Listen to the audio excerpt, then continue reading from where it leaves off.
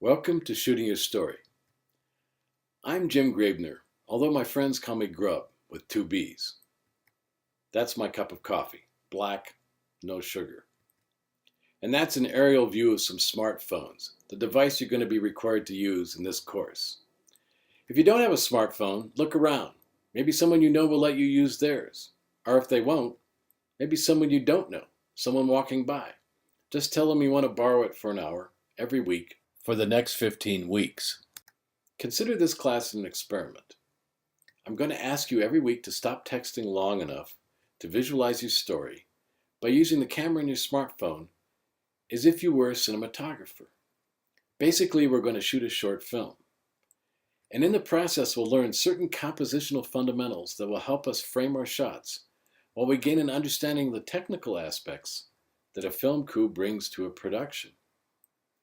Don't worry about polishing a final product for a grand premiere. Rather, we want the freedom to explore the variety of choices that different camera shots might offer in different contexts using different methods, without the anxiety of coming up with the perfect solution that a professional like Ridley Scott or Martin Scorsese might suffer at the peak of their powers. I want you to experience the giddiness of imaginative guesswork, the wacky, untethered freedom that comes when you allow yourself to explore your creativity without the authoritative constraints of worrying about whether you've broken some time-honored ironclad rule. Every week, with each exercise that I'll give you, I'll direct your attention to certain cinematic rules, either by referring to graphic examples or various diagrams, along with selected photos. I'll help you discover some filmmaking conventions that will make your shot selection easier. The challenge of movie making has a colorful history behind it. And after 100 plus years, the compendium of useful insights has been cataloged. However, the only true way to understand the store of practical filmmaking knowledge with any success is by trial and error.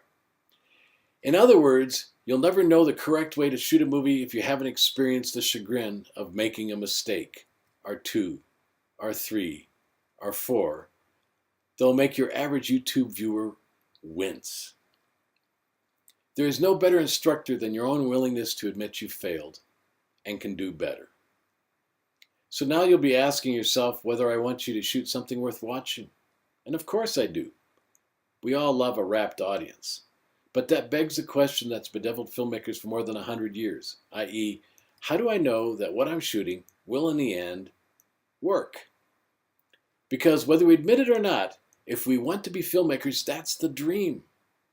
However, the fact is, no matter how expensive the production, how stunning the stars, how vaunted the script, how much pre-publicity we've bought, no one has ever foreseen whether a movie will work or not. Heaven's Gate was directed by an Academy Award-winning director, and it lost over $114 million. Cutthroat Island lost $145 million. The Alamo, $144 million. Well, you might ask, with Pluto Nash losing $142 million, one marvels that it ever got past the script readers. With The Conqueror, one marvels that they even thought they could write a script. But with The 13th Warrior, it lost $135 million, which makes the $80 million the Postman lost almost look like a bargain. And the final numbers on The Lone Ranger aren't in yet, but it doesn't look good. The bottom line is that you can't predict whether what you've shot will connect with an audience or simply stupefy them. There's just no way of telling in the movie business what will become a classic and what will be abandoned, soon to be forgotten. So what I'm saying is, don't worry about the deliverable at the end of this course.